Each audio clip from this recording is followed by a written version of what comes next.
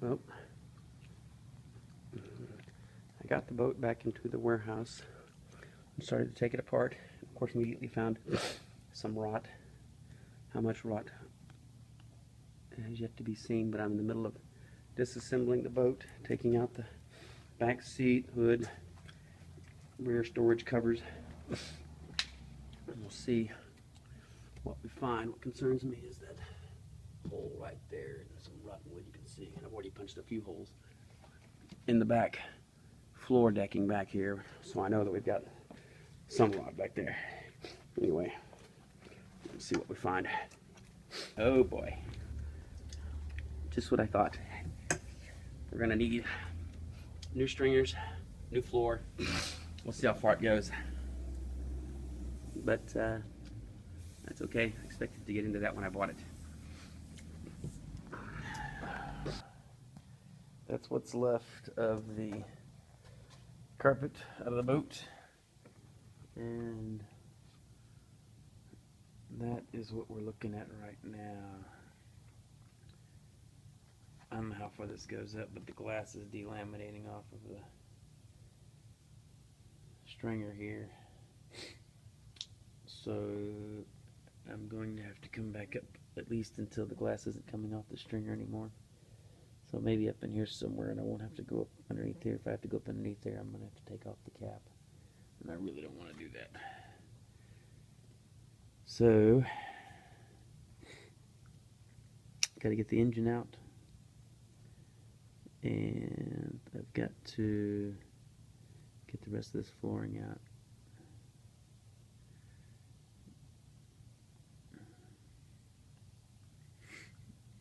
Anyway, another day. Okay, so we finally got the motor out of the boat. The boat that has not been named yet. This turned out to be a real challenge. And part of the reason was because these motor mounts are almost impossible to get to. And I'm not sure how I'm going to put them back on, possibly by removing the headers. It looks like you can get to them a little easier if you remove the headers. Have to look into that. I took the bolts out of the stringers to get them out. That would not be the recommended way. But the real challenge was this yoke right here, because if you don't know it, you don't know that comes out. There's nothing holding this to the 12JE blower, or pump, I guess I should say. It just slides in here. There's a rubber bushing, basically it's a seal that goes around this thing, and then this yoke goes into it, just like a transmission or a drive shaft on a car.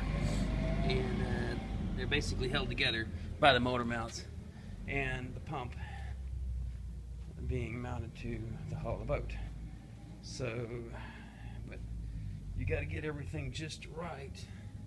I had a guy on a forklift operating it, and I was wiggling this thing to get loose. This is a rubber sleeve basically that's on here, bushing that lets these two get married up, and then and that's the input shaft for the pump.